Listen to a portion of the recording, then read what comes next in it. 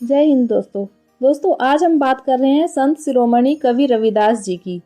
रविदास जी का जन्म माघ पूर्णिमा को 1376 में उत्तर प्रदेश के वाराणसी शहर के गोवर्धनपुर गांव में हुआ था। रविवार के दिन इनका जन्म होने के कारण इनका नाम रविदास रखा गया। उनकी माता का नाम कर्मा देवी तथा पिता का नाम संतोख दास था। चामर कुल में जन्म होने के कारण रविदास जी जूते बनाते थे।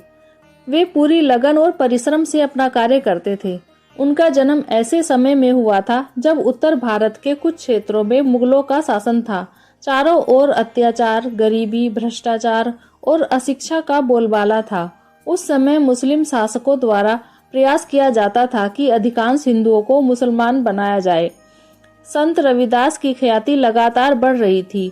इसके चलते उनके लाखों भक्त थे, जिनमें हर जाति के लोग शामिल थे। यह सब देखकर एक प्रसिद्ध मुस्लिम सदना पीर उनको मुसलमान बनाने आया था।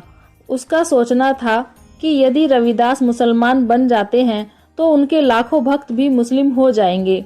ऐसा सोचकर उन पर हर प्रकार का दबाव बनाया गया था। लेकिन रविदास जी तो संत थे, उन्हें किसी हिंदू मुस्लिम से नहीं, मानवता से मतलब था। संत रविदास जी बहुत ही दयालु और दानवीर थे। संत रविदास जी ने अपने दोहे व पदों के माध्यम से समाज में जातिगत भेदभाव को दूर कर सामाजिक एकता पर बल दिया और मानवतावादी मूल्यों की नींव रखी। रविदास जी ने सीधे सीधे लिखा है कि रेदास जन्म के कारणे होत न कोई नीच, नरको नीच कर डारी है ओछे कर्म की कीच। यानी कोई भी व्यक्ति सिर्फ अपने कर्म से ही नीच होता है। जो व्यक्ति गलत काम करता है वो नीच होता है। कोई भी व्यक्ति जन्म के हिसाब से कभी नीच नहीं होता। संत रविदास जी ने अपनी कविताओं के लिए जनसाधारण की ब्रज भाषा का प्रयोग किया है। साथ ही इसमें अवधी, राजस्थानी, खड़ी बोली और उर्दू फारसी के शब्दों का भी मिश्रण है। रविदास जी के लगभग 40 पद सिख धर्म के पवित्र धर्म ग्रंथ गुरु ग्रंथ साहिब में भी सम्मिलित किए गए हैं। कहते हैं कि स्वामी रामानंदाचार्य वैष्णव भक्ति धारा के महान संत थे। संत रविदास जी उनके शिष्य थे। साथ ही राजस्थान की कृष्ण भक्ति कवित्री मीराबाई संत रविदास जी की शिष्या थी।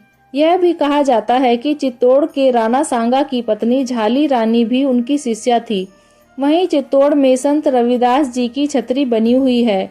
मान्यता है कि वहीं पर उन्होंने अपने देह छोड़ दी थी। वाराणसी में संत रविदास का भव्य मंदिर और मठ है, जहां सभी जाति के लोग दर्शन करने के लिए आते हैं। वाराणसी में रविदास जी के नाम से एक पार्क भी है, जो उनकी यादगार के रूप में बनाया गया था। रविदास जी सामाजिक भेदभाव के विरुद्ध थे। वे हमेशा से ही जाति भेद और रंग भेद के खिलाफ लड़ते रहे। बचपन से ही उन्हें भक्तिभाव काफी पसंद था। बचपन से ही भगवान में उनकी पूरी आस्था और रुचि रही। परंपराओं के अनुसार रविदास पर संत कवि रामानंद का बहुत प्रभाव पड़ा। उनकी भक्ति से प्रेरित होकर वहां के राजा भी उनके अनुयायी बन चुके थे। गुरु रविदास जी वैश्विक बंधुता, सहिष्णुता और पड़ोसियों के लिए प्यार, देश प्रेम का पाठ पढ़ाते थे। ऐसा कहा जाता है कि गुरु रविदास जी इस दुनिया से काफी नाराज थे और अपने पीछे केवल अपने पद चिन्ह ही छोड़ कर गए हैं। कुछ लोगों का मानना था कि अपने अंतिम दिनों में वे बनारस में रहते थे। आज भी संत रविदास जी के उपदेश समाज के कल्याण तथा उत्थान के लिए अत्यधिक महत्वपूर्ण हैं। उन्होंने अपने आचरण तथा व्यवहार से यह प्रमाणित कर दिया है कि मनुष्य अपने जन्म तथा व्यवसाय के आधार पर महान नहीं होता है। विचारों की श्रेष्ठता, समाज के हित की भावना से प्रेरित कार्य और सद्व्यवहार जैसे गुण ही मनुष्य को महान बनाने में सहायक होते हैं।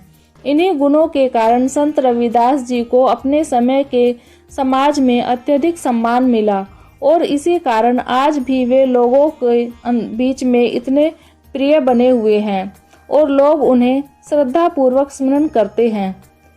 दोस्तों वीडियो पसंद आए तो वीडियो को लाइक और चैनल पर नए हैं तो चैनल को सब्सक्राइब जरूर करें और अपने विचार कमेंट बॉक्स में जरूर बताएं। जय हिंद।